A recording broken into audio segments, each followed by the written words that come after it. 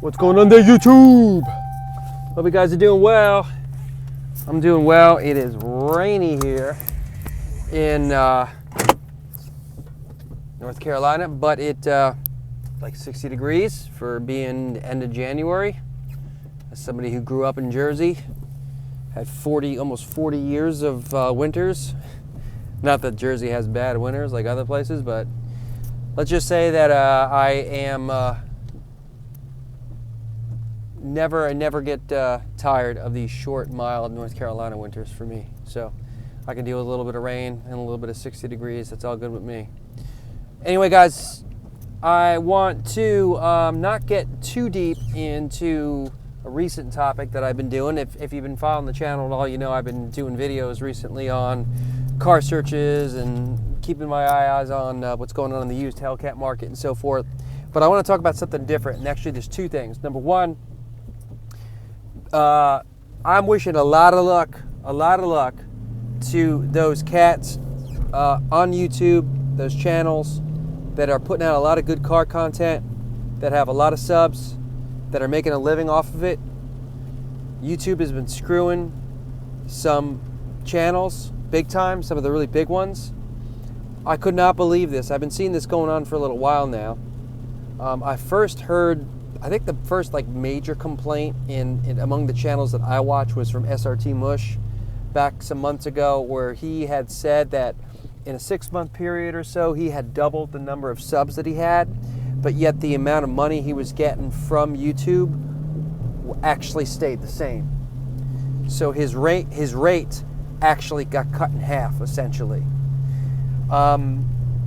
Just the other night, man, totally unrelated to car videos, Dayum drops. I'm sure you know Dayum, does all the great food reviews, very entertaining guy, announcing that I guess just a few weeks ago that he is maybe leaving YouTube because of how YouTube has changed the rules, and maybe they feel that there are too many food reviewers and that type of thing. And so his stuff has not been getting promoted, and he is just seeing his stuff go down. So fortunately for him, he's been diversifying. He's been doing like TV stuff and being involved in other things that will help him keep making a living off of his name, which is good. So that being said, I hope that those of you who are like not only living off of your channels, but buying like multiple cars and hoping that YouTube pays it for you, I hope that continues for you, man, truly.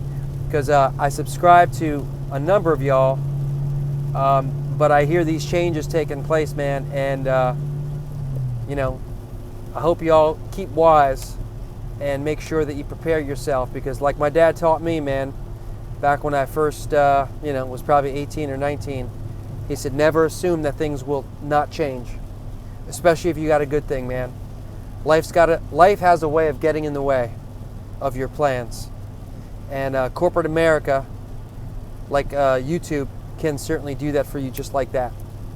Anyway, real quick, man, I want to share something, just a little reaction to some videos I've been watching lately. I've seen a lot of videos from people who are posting like their what I pay for my Hellcat, or for my M4, or for my GTR, or whatever. How can I afford this car at only 20 years old, and that type of stuff. And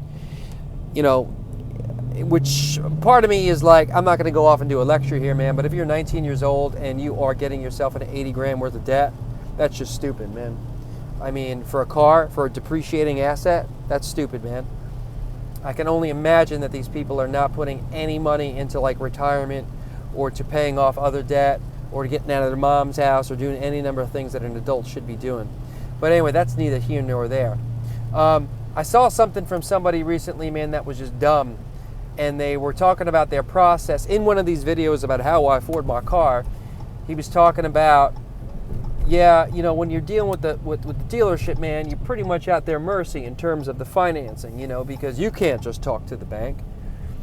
And we were going back and forth in some comments, and I said, look, man, you absolutely can talk to the bank. And in fact, you absolutely should talk to the bank before you even go to the dealership, man. Dealers make money in a lot of different ways, several different ways, right? They do parts, they do service, they do sales.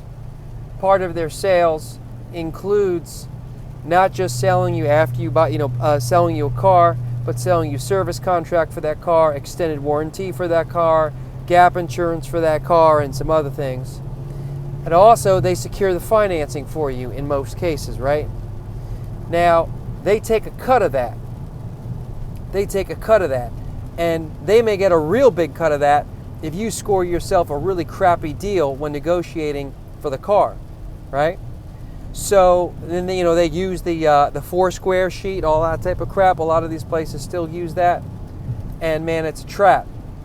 And so the way to avoid that, man, is by doing your homework ahead of time, by reaching out to your bank or to your credit union, and by telling them, hey, look, I'm thinking about getting a car. Here's what I'm thinking about getting. It's a new car, it's a used car, whatever it is. Here's, this is the type of car it is.